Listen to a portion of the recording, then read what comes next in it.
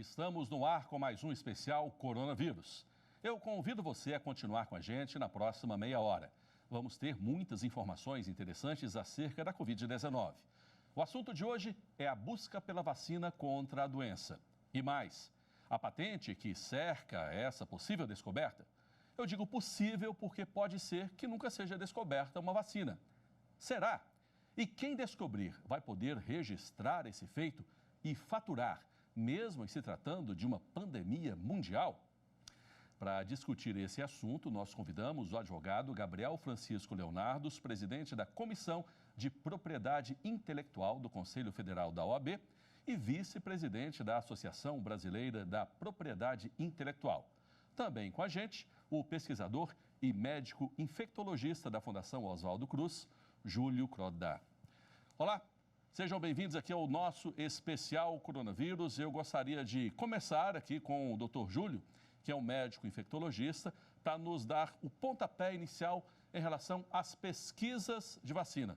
Existem pesquisas no mundo todo, o Brasil participa, há quantas pesquisas? E eu sei que as pesquisas são separadas em fases. Eu gostaria que o senhor fizesse aí um balanço de como são essas pesquisas e essas fases, doutor. Seja bem-vindo. Prazer estar aqui junto com todos da TV Justiça, esclarecendo esses detalhes a respeito da vacina. Geralmente, um estudo de vacina tem 4 fases, né? A primeira fase é uma fase inicial, que se verifica qual seria a dose ideal dessa vacina em termos de nível sérico, inicialmente se tem algum efeito colateral mais grave. A segunda fase, a gente já avalia se existe efeitos colaterais mais severos, mais leves, principalmente em relação a essas doses escolhidas. E a terceira fase, essa que foi noticiada recentemente, da vacina de Covid-19, a vacina que foi desenvolvida em Oxford, que está sendo testada por uma indústria farmacêutica, é a fase que avalia a eficácia da vacina. Nessa terceira fase é que se comprova se a vacina pode prevenir ou não a doença. Então, assim, os dados iniciais de segunda fase são importantes. Através de ensaios laboratoriais, você pode identificar, por exemplo, se tem uma resposta imunológica adequada, se produz anticorpos, se tem uma resposta celular adequada, se o paciente vai ter algum efeito adverso importante relacionado à dose escolhida na primeira fase. E na terceira fase, efetivamente, você vai para os estudos maiores, multicêntricos, em diferentes países, com diferentes backgrounds genéticos entre esses diferentes países, para justamente avaliar se essa vacina tem uma eficácia ou não. E, portanto, pode ser utilizado para o público. Os dados de eficácia gerados por um estudo de fase 3, que são utilizados para registro nas agências regulatórias, tanto o FDA, aqui no Brasil, Anvisa. É interessante notar que após o registro, após a venda desse produto, ainda tem uma fase 4, onde essa vacina pode ser utilizada por um número enorme de pessoas e que, inicialmente, esses efeitos adversos mais raros, é difícil, o tamanho de amostra que é utilizado na fase 3, não é possível identificar esses efeitos raros, então é importante que se faça uma vigilância pós-market nesses ensaios de fase 4 para verificar algum efeito adverso mais raro, mas que possa ser grave e comprometer o uso desse produto. Então, basicamente, são esses 4 tipos de fase. A gente tem diversos tipos de vacina de vírus, vetores virais, de antígenos, de DNA, de RNA, diferentes formas de aplicação, com diferentes adjuvantes. Existe uma gama importante, né, na indústria de vacina, de formulações e utilizações de componentes diferentes. Em relação à vacina especificamente do Covid-19, existem diversos candidatos à possível vacina.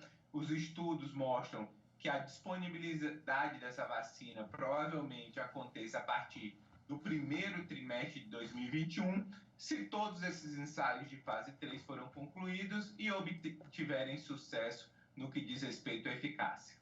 Doutor Júlio, O senhor já começou a adiantar aí sobre o tempo, daqui a pouquinho a gente fala sobre o tempo dessa vacina, mas eu quero trazer aqui para a conversa o doutor Gabriel, porque, doutor Júlio aí falou de indústria farmacêutica, valores, tempo, começou a iniciar o assunto tempo também. Eu gostaria de saber do senhor o seguinte, em relação à patente, vamos supor que um laboratório do Brasil, da Colômbia, dos Estados Unidos, seja lá de onde for, descubra uma vacina eficaz e eficiente contra a Covid-19, contra o coronavírus. O que acontece? Ela registra essa patente e passa a faturar monetariamente em relação a essa patente, ou por ser uma pandemia, há de se prever que essa participação ou até mesmo essa descoberta possa ser levada para o mundo inteiro de forma gratuita. Como funciona isso? As leis internacionais que dizem respeito a isso. Muito obrigado pela pergunta, Cristiano. Minha saudação a todos. É uma alegria estar aqui na TV Justiça debatendo esse tema tão interessante. Vamos lá. A patente é o reconhecimento do direito de propriedade do inventor. A gente tem que deixar claro que não apenas no meio de uma pandemia, mas a qualquer momento da sociedade, o acesso a medicamentos deve sempre ser assegurado, né? Não há por que o acesso a medicamentos jamais ser obstaculizado pelo sistema de patentes e entendo que não é. O acesso a medicamentos sim é dificultado por políticas públicas ineficientes. Nós temos um acesso pleno à saúde, a medicamentos em vários países desenvolvidos, onde a proteção patentária é muito forte. Então, o sistema de patentes ele tem freios e contrapesos que asseguram o acesso ao público, né? Então, como é que funciona isso? Se você tem uma invenção que atinge os requisitos de novidade e atividade inventiva, você vai conseguir a patente. E a beleza do sistema de patente é exatamente que ela não depende de nenhuma influência política. Quem cria aquela invenção, que vai gerar um benefício para a sociedade em qualquer área do conhecimento, não apenas na área farmacêutica, essa pessoa, essa empresa tem direito a obter a patente, independentemente de qualquer influência no governo ou filiação partidária. É algo absolutamente objetivo. Os escritórios de patente no Brasil, o INPI, Instituto Nacional da Propriedade Intelectual, fazem um exame estritamente técnico, vendo se aquele contributo ao estado da técnica é realmente novo, inovador, e com isso é concedida a patente. Nesse sentido, quem conseguir avanços médicos em termos de vacinas ou tratamentos, novos medicamentos para o tratamento, vai fazer jus a obter patente, sim. Não tem a menor dúvida disso, esse é o sistema internacional. Agora, há uma série de mecanismos que asseguram o acesso às vacinas e aos medicamentos. E são esses mecanismos que a gente tem que estudar, que não são nem novos, porque já tivemos, até alguns anos atrás, a pandemia da AIDS, que gerou um grande avanço na legislação de patentes do mundo todo, especialmente no Brasil, né? E a gente tem que lembrar também o seguinte, essa não vai ser a última pandemia. Então, eu acho que tem que ter muito cuidado com um certo ativismo legiferante, oportunista relacionado à Covid, porque se a gente eliminar os estímulos para que a iniciativa privada faça investigações científicas, a gente pode estar de calças curtas na próxima pandemia. Então, obtendo a patente, empresa brasileira, estrangeira, qualquer uma que seja, como é que funciona isso? Essa empresa pode voluntariamente licenciar para várias empresas, instituições, laboratórios, instituições como a Fundação Oswaldo Cruz, mas se ela não for, digamos assim, maleável na negociação, a lei permite que o governo brasileiro tenha instrumentos para obrigar a liberação de uso, né? Não apenas instrumentos clássicos do direito administrativo, como desapropriação e requisição administrativa, que se aplicariam, em tese, também às patentes, mas o sistema de patentes tem um sistema já mais que centenário das licenças compulsórias. Por definição, licença compulsória é aquela que não é voluntária, né? E podemos aí detalhar mais, né, ao longo desse debate, como funciona esse sistema de licenças compulsórias. E, paralelamente, tem um esforço muito grande agora, muito oportuno também da Organização Mundial de Saúde, para estabelecimento de consórcios de patentes, né, que vão também reduzir substancialmente os custos de transação de qualquer empresa, qualquer país que queira utilizar patente nessa área da Covid-19. Então, há mecanismos, e estou à disposição para detalhar esses mecanismos que vão assegurar o acesso às vacinas ou aos medicamentos. Antes de passar a palavra para o doutor Júlio, a nossa primeira participação de hoje é a do Manuel Júnior. Ele é auxiliar administrativo e tem uma pergunta para a gente. Pode rodar. O país que achar a vacina será o primeiro a ser vacinado? Doutor Júlio, o senhor pode responder essa aí? O país a encontrar ou descobrir essa vacina será o primeiro vacinado necessariamente? Não necessariamente, né? Porque depende de quem fez o investimento inicial, quem produz os primeiros lotes. Então, assim, na verdade, a venda da vacina e a comercialização é uma relação que tem que ser estabelecida do ponto de vista comercial, inclusive a nível federal, a nível estadual, a nível municipal, inclusive no setor privado. Então, geralmente, o que acontece muito claramente, eu acho que o Brasil falha em relação a isso, existe um investimento maciço público no desenvolvimento de vacina. E, geralmente, nessas circunstâncias, como o desenvolvimento tem coparticipação do público e do privado, geralmente existe uma cessão para que esse país possa estar utilizando essa vacina, que os primeiros lotes produzidos, por exemplo, de uma indústria farmacêutica privada, seja fornecido para um país específico, desde que haja um acordo. Também é importante entender que os países que lideram o desenvolvimento de vacina trabalham conjuntamente com o setor público e privado, no sentido de também financiar o setor privado, justamente para garantir uma oferta adequada para a sua população num momento como esse e a prioridade no fornecimento. A gente sabe que, apesar de toda a lei de quebra de patente, existe uma limitação importante de produção. Isso não tem como lidar. Se a tecnologia, por exemplo, for disponibilizada e só existir pela empresa que desenvolveu o produto, não adianta a gente ter quebra de patente, porque a gente não tem a tecnologia que foi empregada para o desenvolvimento dessa vacina. Importante que os governos invistam no desenvolvimento conjunto, porque isso garante transferência de tecnologia para laboratórios públicos e preserva a autonomia do país no sentido de produção futura dessa vacina e oferta para a população. Em tempos de pandemia, os laboratórios públicos, o Brasil tem um perfil de produção de vacina bastante baseado em laboratórios públicos. Fiocruz e Instituto Butantan produzem mais de 300 milhões de doses, 95% do nosso mercado de vacina. Então, é necessário que o governo estrategicamente fomente parcerias público-privadas com investimento público no sentido de garantir transferência de tecnologia e oferta adequada dessa vacina, caso seja efetiva, para a nossa população. Doutor Gabriel, o senhor falou há pouco sobre esses laboratórios brasileiros que podem sofrer algo compulsório, né? Que a lei permite que compulsoriamente ele ceda esse medicamento. Isso pode ser aplicado também em outros países? A legislação de outros países é semelhante à do Brasil nesse ponto? Excelente ponto. Vamos lá.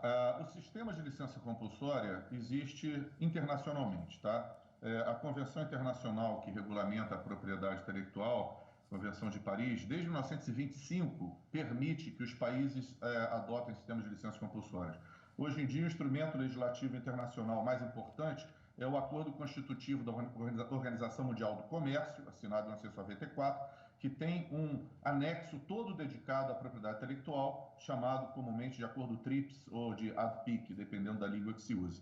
Também tem um artigo expresso permitindo licença compulsória. A Organização Mundial do Comércio expediu uma declaração em 2001, Declaração de Doha, reconhecendo o direito de todos os países membros de adotarem nas suas legislações internas licenças compulsórias. Então, com diferentes matizes e diferenças de aplicação, isso existe, é muito comum. Estados Unidos tem, Canadá tem, na Europa tem.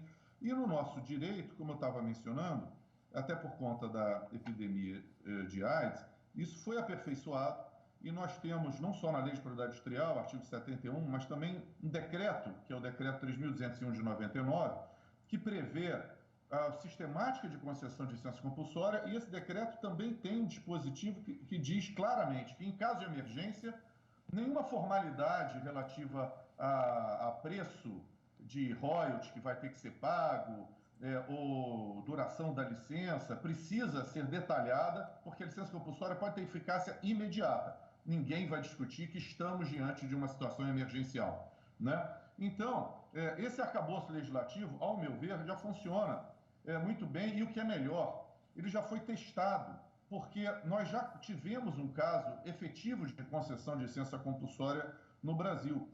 Por que a licença compulsória é um mecanismo muito eficaz? Porque ela força a negociação do laboratório, seja estrangeiro ou nacional, com o poder público. Porque a gente sabe que o poder público é um grande tem um poder de aquisição muito forte, ele é um grande comprador no Brasil.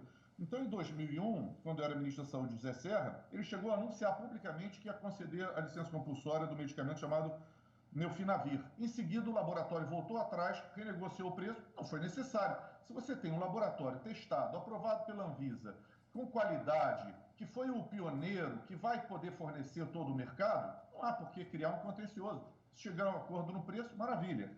Em 2007, não houve acordo com um medicamento chamado Efavirenz, e foi esse caso onde foi decretada a licença compulsória, não foi... A gente espera, então, que o sinal do Dr. Gabriel volte daqui a pouquinho. Enquanto o seu sinal melhora, doutor, eu gostaria que o senhor repetisse isso aí. A partir de 2007, o sinal dele voltou? Não, eu vou conversar aqui com o doutor Júlio. O senhor falou há pouco sobre o tempo, doutor. Eu gostaria que o senhor falasse sobre esse tempo, porque, por exemplo, a vacina contra a cachumba demorou 4 anos até ela ser desenvolvida e colocada no mercado. A tecnologia de hoje, em relação à tecnologia que existia na época da cachumba, da vacinação contra a cachumba, é diferente. A tecnologia de hoje pode auxiliar, pode acelerar ou está acelerando isso? Outra pergunta em conjunto. Laboratórios de países estão trabalhando em conjunto? A tecnologia está ajudando nisso? Assim, a gente tem, assim, a Fiocruz, o Instituto Butantan, tem bastante tecnologia e bastante expertise que ganhou justamente através desses acordos de transferência de tecnologia para a produção de vacina nacional. Então, assim, é muito interessante entender que assim, o Brasil tem um parque tecnológico bastante robusto.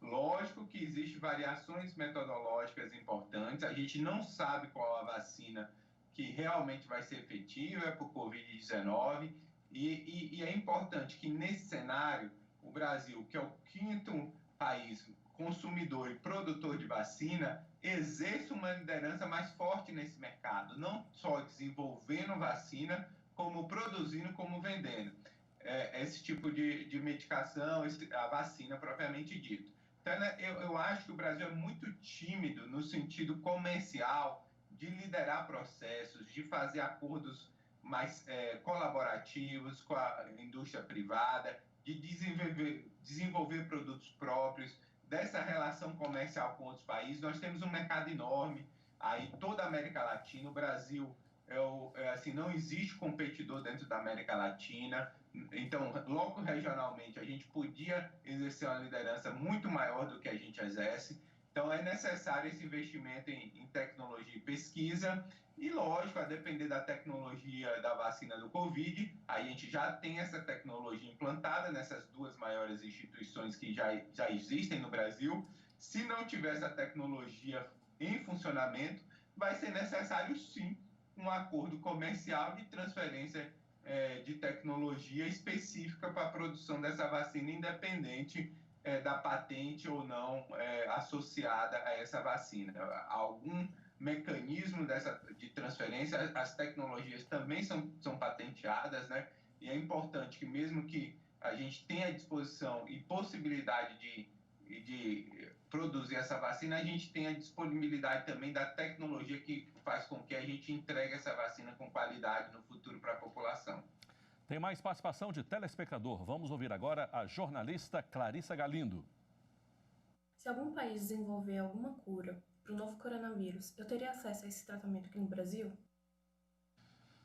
Doutor Gabriel, passa a palavra ao senhor. Gostaria de falar que há pouco o seu sinal caiu, então a gente passou a palavra aqui para o doutor Júlio para ele completar. Pode responder aí a nossa jornalista. Perfeito, muito obrigado. Olha, não tenho dúvida nenhuma que vamos ter acesso, tá?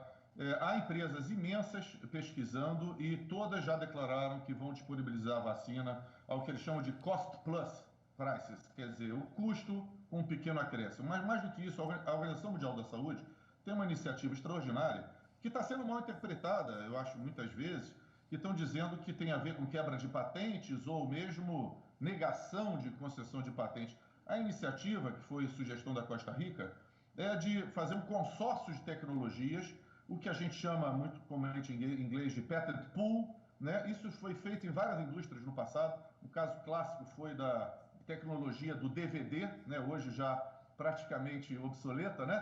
Porque para produzir um aparelho de DVD era necessário usar dezenas de patentes de várias empresas simultaneamente. Elas se uniram, fizeram um consórcio e disseram: quem quiser produzir DVD, aparelho DVD, não precisa nem perguntar. Está aqui, é uma oferta de licença genérica e aqui tem o royalty módico que já está pré-estabelecido. Então, esse tipo de consórcio de tecnologia reduz o custo de transação, de negociação, a praticamente zero. E essa iniciativa da Organização Mundial de Saúde é nessa linha. O Brasil assinou essa declaração e está estimulando as empresas a aderirem ao consórcio tecnológico, que vai ter, como o doutor Júlio muito bem falou, não apenas as licenças das patentes, mas também as informações tecnológicas todas necessárias para a adequada produção e comercialização. E esse ponto, doutor Júlio, eu queria ressaltar que é extremamente importante. A fabricação ou distribuição de vacinas depende de logísticas complexas. Isso não tem nada a ver com propriedade intelectual. A gente precisa de investimento público relevante para que a gente possa fazer face a esse desafio. Vamos então à nossa última pergunta, enviada por nossos telespectadores. Pode rodar. Se eu não tiver dinheiro para pagar a vacina, o governo é obrigado a distribuir? Eu estou vendo que o senhor está concordando aí. Eu vou passar a palavra primeiro ao doutor Júlio, depois ao doutor Gabriel. Doutor Júlio. Sim, o Brasil tem um dos maiores sistemas de imunização do mundo. Nós distribuímos mais de 300 milhões de doses por ano. O Brasil é modelo em termos de distribuição de vacina gratuitamente, mais de 23 vacinas e várias vacinas vão sendo incorporadas e ofertadas a toda a população brasileira. Isso o Brasil é modelo e isso a gente pode se orgulhar do Sistema Único de Saúde, porque realmente é uma história de sucesso ao longo de 46, 47 anos, né? E é importante ressaltar que, tendo possibilidade, tendo a tecnologia, eu não tenho dúvida que o Ministério da Saúde, o governo brasileiro, vai disponibilizar a toda a população sem nenhum custo. Doutor Gabriel, esse é um pensamento muito comum, né? É uma dúvida muito comum. Não tenho dinheiro para pagar a vacina, ela está aí, eu estou doente. O governo vai me dar essa vacina, como acontece aí nas campanhas de vacinação, por exemplo? Juridicamente, o acesso à saúde é um direito constitucional. Isso foi um avanço civilizatório brutal da Constituição de 88. A gente vê histórias de horror em países onde não há um serviço público de saúde universal e gratuito. Os desafios são grandes, financeiros, de logística, mas nós temos um histórico excelente na área de vacinação. Talvez o histórico do SUS em alguns tratamentos caros e complexos, como, por exemplo, de câncer, que exigem tomografias e radiografias e radiologias, em algumas cidades pode deixar a desejar, porque são tratamentos realmente caros. E temos e podemos condições de melhorar nessas áreas onde ainda não temos excelência. Mas na área de vacinas, como o doutor Júlio falou, é uma área onde a gente pode se orgulhar. Não tem a menor dúvida que o nosso sistema público de saúde tem condições de dar acesso à vacina a toda a população com rapidez no momento que tivermos uma vacina comprovadamente eficaz. A gente já está caminhando para o nosso fim do programa, mas antes eu gostaria de falar com o senhor, doutor Júlio. Lá no início do programa, eu levantei uma questão. Será que é possível nós passarmos por essa pandemia sem a descoberta de uma vacina? Porque há muitas doenças que não foram encontradas, não foram descobertas vacinas.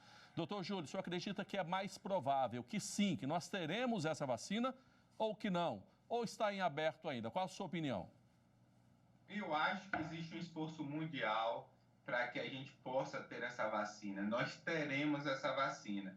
Em quanto tempo é a grande questão? Nós temos um esforço coletivo da OMS, de todas as indústrias. No momento de pandemia, a gente sabe que a única bala de prata realmente é a vacina. Não existe tratamento, porque o tratamento ele pode não prevenir a infecção, o adoecimento propriamente dito. Então, assim, o melhor investimento custo-efetivo para salvar vidas em doenças infecciosas é vacina, e isso não tem dúvida, todo mundo está atrás, todos os países estão investindo maciçamente nisso.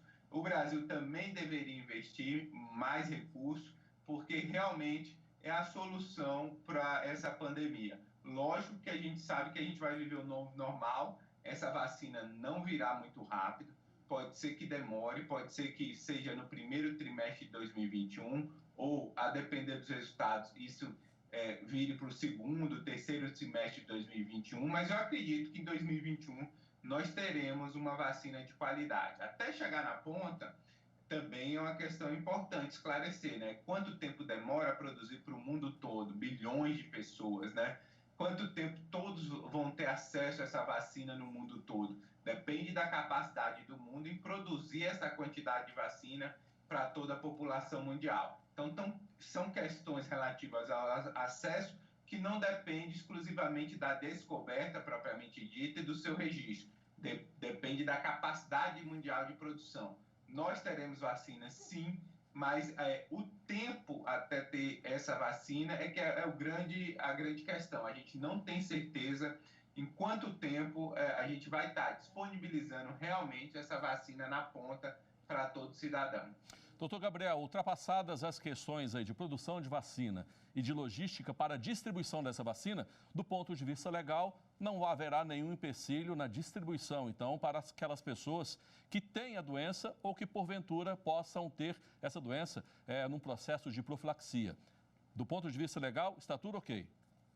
Exatamente, Cristiano. Do ponto de vista legal, os instrumentos são facilmente acionáveis para que essa liberação exista para todos, e eu não tenho dúvidas que vamos ter esse acesso. E eu acho que vale para todos nós, é a lição que eu tenho visto em vários artigos internacionais, que o mundo inteiro investiu pouco em desenvolvimento de vacinas nos últimos anos. A gente estava acomodado. Nós temos que criar um novo sistema de incentivos e estímulos para que aumente o nível de investimentos em vacinas no Brasil e no mundo todo. O sistema de propriedade intelectual, que dá muito estímulo para muita coisa, claramente não está dando estímulo na área de vacinas. A gente precisa de mais investimentos públicos na área de vacinas. Essa é a análise de especialistas do mundo todo. E no Brasil a gente não vai fugir dessa realidade. Agora a gente já está no finzinho do nosso programa. Eu vou dar 1 minuto para cada um para finalizar aqui, dar o último recado, começando pelo doutor Júlio. 1 minuto, doutor. No debate de vacina, eu acho que o Brasil tem um parque tecnológico bastante adequado, tem 2 laboratórios públicos muito fortes, que distribui vacina para todo o Brasil, inclusive é líder, por exemplo, na produção de vacina para a febre amarela em todo o mundo. A Fiocruz pode se enquadrar nesse exemplo. O Brasil possui tecnologia, precisa de um investimento maior do ponto de vista da pesquisa e não só receber tecnologias de fora. Então, é preciso estar liderando o processo de desenvolvimento. Os mecanismos legais foi comentado, eu acho que é muito interessante, o Rafael vai retomar isso. Eu acho que a gente tem plena capacidade de, em 2021, poder estar ofertando uma vacina de qualidade para o Covid-19 para toda a população brasileira, mas é preciso começar esse trabalho agora.